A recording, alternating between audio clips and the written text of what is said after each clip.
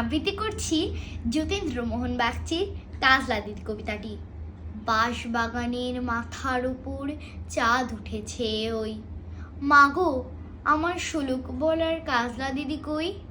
পুকুর পাড়ে লেবুর তলে থোকায় থোকায় জোনাক জলে, ফুলের গন্ধে ঘুম আসে না, একলা জেগে রই। মাগো আমার কোলের কাছে কাজলা দিদি কই? সেদিন হতে কেন মা আর দিদির না ডাকো? দিদির কথায় আঁচল দিয়ে মুখটি কেন ঢাকো?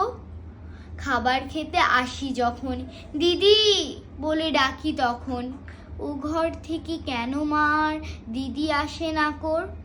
আমি ডাকি তুমি কেন চুপটি করে থাকো? বলো মা দিদি কোথায় গেছে, আসবে আবার কবে? কাল যে আমার নতুন ঘরে পুতুল বিয়ে হবে। দিদির মতো ফাঁকি দিয়ে আমিও যদি লুকাই গিয়ে, তুমি তখন একলা ঘরে কেমন করে রবে? আমিও নাই দিদিও নাই, কেমন মজা হবে? ভুঁই চাপাতে ভরে গেছে শিউলি গাছের তল, মারাস নেমা পুকুর থেকে আনবি যখন জল।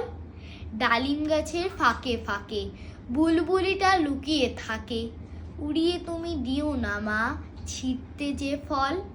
দিদি যখন শুনবে এসে বলবে কি মা বল?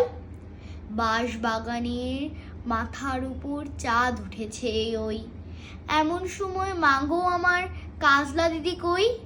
লেবুর তলে পুকুর পাড়ে ঝিঝি ডাকে ঝোপে ঝাড়ে, ফুলের গন্ধে ঘুম আসে না, একলা জেগে রই।